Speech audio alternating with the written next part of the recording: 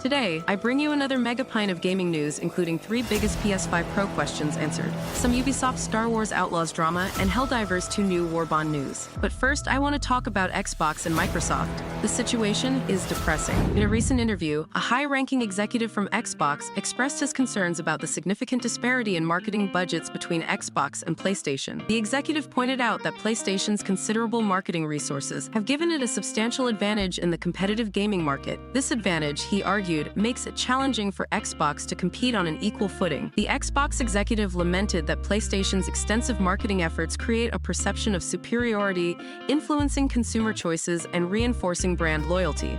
Despite these hurdles, he remained hopeful about Xbox's future, emphasizing the company's unwavering dedication to delivering top-tier gaming experiences and cutting-edge technology to its user base. Okay, first it was, gamers are not buying games anymore. Then it was, the gaming market is declining, all while PS5 sales was rising. Now it's PlayStation marketing is too good. Please stop.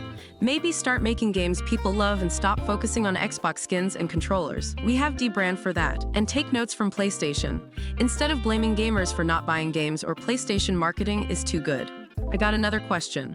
How can you make a statement like this with a straight face when last year you spent $70 billion on buying up studios just to compete in the gaming market? How's that working out for you? Here's another tip, Xbox. Maybe give a reason for players to invest in your consoles and not put all your games on PCs, PlayStation, and Amazon Fire Sticks. Maybe then your console sales will start going up. Or you know what?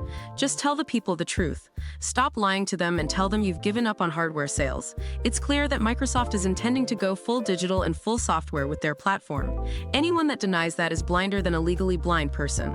Honestly, not trying to hate on Microsoft, but man, they bought up all those studios just to close half of them and keep the IPs, leaving thousands of people with no jobs.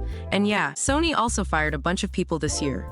But they fired the live service teams of people after Jim Ryan left because they realized it was not profitable. But they didn't spend $70 billion on studios just to close half of them and fire most of those people. That's some next-level evil stuff. I really don't understand how people can support a company like Microsoft. And now, the say PlayStation has better marketing budget, as someone who's covering the news for the past years. This really hits hard, not to mention what Microsoft wants to do with Windows platform. They want to take a screenshot of our screen every minute, and I'm telling you now, if Sony ever tries to pull half the stuff that Microsoft is doing, I'll throw my PlayStation straight in the garbage. After the FTC submitted a filing criticizing Microsoft's Game Pass price increases, the Xbox parent company responded with a letter of its own to the U.S. Ninth Circuit Court, first spotted by Tom Warren of The Verge. In it, Microsoft argues that the new cheapest console Game Pass tier is actually a better deal for consumers despite the $3 per month price hike, because it also unlocks online multiplayer functionality now, otherwise $10 a month on Xbox.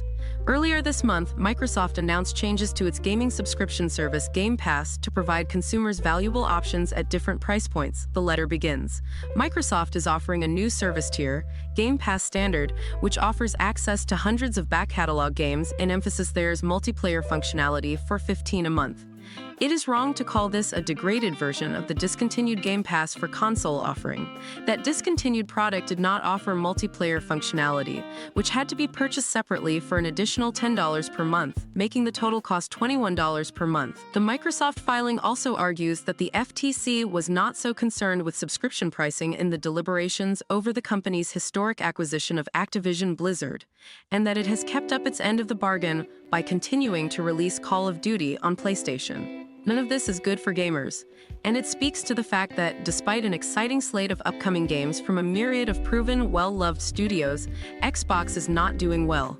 Game Pass is not growing like Microsoft would like it to.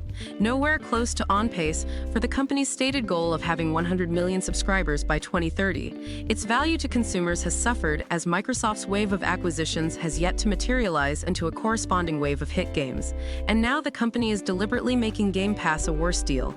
A seeming shift from the acquire new users phase to the pump them for all they're worth one all digital subscription services seem to uniformly follow. Ted Litchfield from PC Gamer said, "While Xbox is not anywhere near in danger of bankruptcy, it faces an equally dangerous and far more nebulous challenge, justifying its big bets on Game Pass and billions of dollars of studio acquisitions to shareholders and Microsoft brass, even as both have shown questionable returns.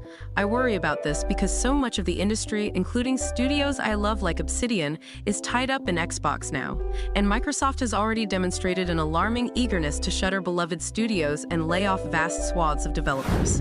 Ubisoft has come out in defense of the Star Wars Outlaws graphics criticism and said it won't delay the game.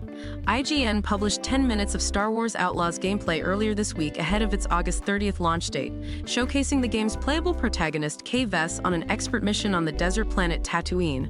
However, the gameplay has since garnered some criticism, mainly for its graphics, frame rate drops, animations, and effects, causing the video to gain over 13,000 dislikes in comparison to just 8,000 likes as per Game's radar. The game itself seems cool, but doesn't it look awfully unpolished for something coming out in August? One user asked in the comments. Another wrote, "Why do the graphics look so poor, and the particle effect S2 explosion and Kay's face?" In the latest Ubisoft Q1 FY 2025 sales call, when asked if the publisher would potentially delay the game following the gameplay criticism, Ubisoft Chief Financial Officer Frederick Duguay said, "The game has gone gold, so the date is well confirmed for August 30th. We'll shortly be seeing more content of very high quality and multiple hours that will really show the depths of the open world that is a key element of the promise to enjoy the exploration of the galaxy with multiple planets. So that should bode well for the game in terms of high-quality delivery." Next, we got Helldivers 2 Super Destroyer Stratagem upgrades face balance dilemma. Some players have welcomed the upgrade, appreciating the additional tactical options it provides and the sheer destructive capability it brings to the battlefield. They argue that such powerful upgrades add excitement and variety to the gameplay, encouraging players to experiment with different strategies and approaches. However, not all players share this enthusiasm. Critics of the Super Destroyer Stratagem argue that it disrupts the game's balance, making it too easy to overcome challenges that were previously difficult and rewarding. They contend that the introduction of such a powerful weapon diminishes the sense of achievement that comes from mastering the game's more challenging aspects. The developers of Helldivers 2 are closely monitoring player feedback and are considering adjustments to ensure the game remains balanced and fair. They have acknowledged the community's concerns and are committed to finding a solution that maintains the integrity of the gameplay while keeping it engaging and fun for all players. Exotic Bobcat 777 took to Reddit to share a screenshot of a notification from their PS5, which may have accidentally leaked the next Helldivers 2 Warbond. In the screenshot, it states, "Dial up the temperature to cremate our enemies of justice, Helldivers. The Freedom's Flame Premium Warbond is deploying to your Destroyer's Acquisitions panel. Includes fiery weapons, life-saving armor, cool capes, fresh emotes, player cards, and patterns. This isn't the first time that Helldivers 2 has seen a fire-based Warbond, although the previous one was only based on fire in name only. Democratic Detonation garnered a lot of criticism for featuring no fire-related items, including the highly requested fire-resistant armor. The next Warbond, Polar Patriots, also has very little to do with ice or cold, apart from some armor being white. Things did change with the recent Viper Commandos Warbond, as it was jungle-themed, with its armor color palette, the stealthy throwing knives, camo weapon skins, and an emote based on the 1985 Commando movie, which was then topped off by the release of Jungle Planets and the Commando rocket launcher. This is a step in the right direction and one that players have been hoping to see since Democratic Detonation. A fire-resistant armor has been at the top of many wish lists for months now, as it would make traversing planets such as Hellmire much more manageable. So far, there isn't a release date for the next Warbond. They were supposed to be monthly releases, but with Arrowhead being on vacation, it seems like the next one may be delayed. The developers are due to return soon, so we may see it released this month. If not, then expect it before the middle of August. After the most recent major order being a success, it is time to continue to finish taking control of the Andromeda sector, as the new major order calls for the liberation of the remaining planets to further put a dent in the automaton forces. PlayStation 5 Pro codename Trinity was discovered in No Man's Sky's latest update, along with details on the graphics improvements the game will feature when running on the yet-to-be-announced hardware refresh. As reported by That Bomber Boy, the new update for the popular game features a graphics preset for Trinity, the PlayStation 5 Pro codename, which is yet another sort of confirmation that the system is coming, despite not having been revealed yet. As for the improvements No Man's Sky will sport when running on the system, It seems like there won't be any major improvement outside of less aggressive dynamic resolution scaling over the base PlayStation 5, better water effects, and very little else. The game, however, as Bomber noted, could internally use the system's resources better, so there could still be some improvements beyond those revealed by the Datamine Trinity preset, alongside providing more proof that the PlayStation 5 Pro is real. The new No Man's Sky update made the game reach another milestone. Following the release of Worlds Part 1, the game reached its highest number of concurrent players on Steam, which shot to 48,821 yesterday, July 21st. Not too surprising, considering how much the game was improved by the update. As per Steam charts, No Man's Sky's 24-hour peak on Steam is 48,499. This is the most players that have logged in since August 2019, when a spike in players saw 61,535 Steam users start playing at once. It helped that the World's Part 1 update is free to all players. So it's likely that many longtime fans are logging back in to see what changes have been made since the game's heyday. However, this also signals that No Man's Sky is in a very strong place, even as it rapidly approaches its 8th birthday next month. With this in mind, it's not such a bad thing that we have no idea when Light No Fire will be with us. Hello Games fans seem to be very happy to spend their time in No Man's Sky while they wait. It would have been hard to imagine No Man's Sky in this position when it launched in 2016. Back then, it was overshadowed by controversy as players criticized the game for lacking promised features. It was also met with mixed reviews from critics, who found it to be far from the grand spacefaring adventure that was promised in promotional material. However, in what is perhaps the single biggest comeback story in the industry, Hello Games won back goodwill with numerous free updates, which as we can see continue to this day.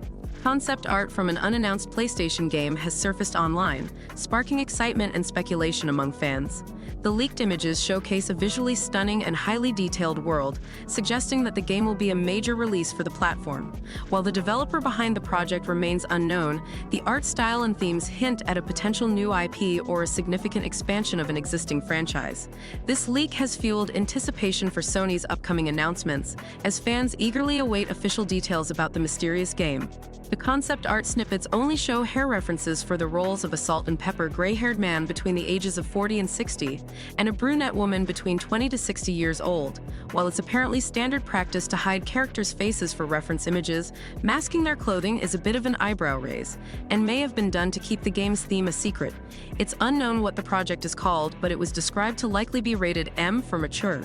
Given the information, this project might be Naughty Dog's brand new single-player game, as the studio's modern titles have had gritty and violent themes.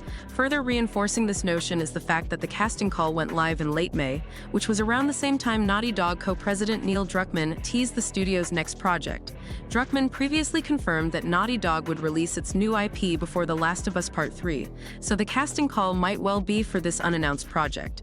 Conversely, it could also be for another PlayStation studio working on a similarly gritty title. It's difficult to speculate with this little information, but PlayStation fans are hoping for a showcase in the coming months that may reveal more. Sony has just added 5 new PlayStation Stars campaigns offering an array of PlayStation Stars new rewards for July 2024. That includes new collectibles to show off on the PS app and the opportunity to gain loyalty points, useful if you're saving for a discount on the PS Store. After bringing PlayStation Stars back with a free reward in July 2024 after over a month of unavailability, subscribers now have 5 new PS Stars campaigns to check out in the PS app. That means there are now 5 new rewards to unlock. All you have to do is complete the latest bunch of campaigns. In this latest wave of campaigns, there are 2 opportunities to add PlayStation Stars loyalty points to your account, and 3 opportunities to unlock new collectibles. Before attempting to complete any of these new campaigns, make sure you activate them first by checking the PS app. New videos from the latest videos of the PlayStation 4 emulator, Shad PS4, have surfaced online. These videos show the PS4 emulator booting Dark Souls Remastered and Resident Evil 4. Moreover, the emulator can already run a number of games, including some 3D ones. So let's take a look at them. For those unaware, Shad PS4 is a PlayStation 4 emulator that appears to be in the most advanced state, at least for now. The emulator is already able to boot Red Dead Redemption Remastered and Bloodborne, and now it appears that it can also boot Dark Souls Remastered and Resident Evil 4. Now, while this may seem like a nothing burger to a lot of PC users, this is huge news for the PS4 emulation scene. I still don't expect this emulator to run Bloodborne smoothly in 2024 or even in 2025. Still, I'm fascinated by its progress. Alrighty guys, before I leave, let's do some PS5 Pro Q&A. So, I got an email from a gentleman asking 3 pretty good questions. I believe it's worth sharing with all of you because it will help you make better purchasing decisions. So question 1, will the device provide a value worth purchasing? In other words, will there be a huge qualitative leap worth purchasing? The short answer is yes. Even though initially it might not seem like it. If you go back and take a look at PS4 Pro, when it launched, it didn't initially impress reviewers, but as time went by, it became more and more a better option than the PS4 Slim. You should definitely check my video on that, where I tackle this exact question in detail with a personal story. Question number 2. What is the device's ability to run all the previous games so far in real 4K quality with 60 FPS? I want to know the possibility. So contrary to popular belief, the PS5 can play a lot of games in 4K or upscaled 4K 60 FPS. Some of them have options either 4K 60 FPS or RT 1440p 60 FPS or 4K RT. The goal of PS5 Pro is to run most if not all games that run in fidelity mode, which is native 4K at but on PS5 Pro, bring that FPS up to 60. Now, I cannot guarantee you that all games gonna have this improvements, as it is the job of third-party devs to patch those games up. But again, with time, we'll see more and more games get improvements, and newer games will be better optimized for the Pro version. Now, for the last big question, will the PS5 Pro be able to run GTA 6 at 4K resolution with 60 FPS native? So look, there will probably be options. I don't know how much of a bottleneck the CPU of the PS5 Pro will be. I'm sure it will run at a pretty high resolution, maybe 1440p or 1800p upscaled to 4K 60 FPS with full ray tracing enabled. Now, what I'm really excited about is the PSSR tech that Sony is bringing to the PS5 Pro. Games can use an additional 1.2 gigabytes of system memory on the PS5 Pro, making it 13.7 gigabytes overall compared to the 12.5 gigabytes allocated to games on the base PS5. The increase in memory speed and allocation may be useful for Sony's new PlayStation Spectral Super Resolution support. I'm actually very glad they are not using AMD's FSR3 solution, because it's really not that good in movement. From what we know from reports and leaked documents, Sony's solution will be a lot better looking than FSR. If you look at Digital Foundry's review on FSR, you'll find that in movement, the graphics become very pixelated. Long story short, I'll definitely buy a PS5 Pro before GTA 6 comes out. If you already own a PS5, I can even tell you, you can wait it out a bit before upgrading. If you're coming from a PS4 Pro or Xbox, you should definitely upgrade yesterday. Hope this helps. Guys, feel free to ask me questions about the PS5 Pro, and we'll do another Q&A soon. Dogma have bested.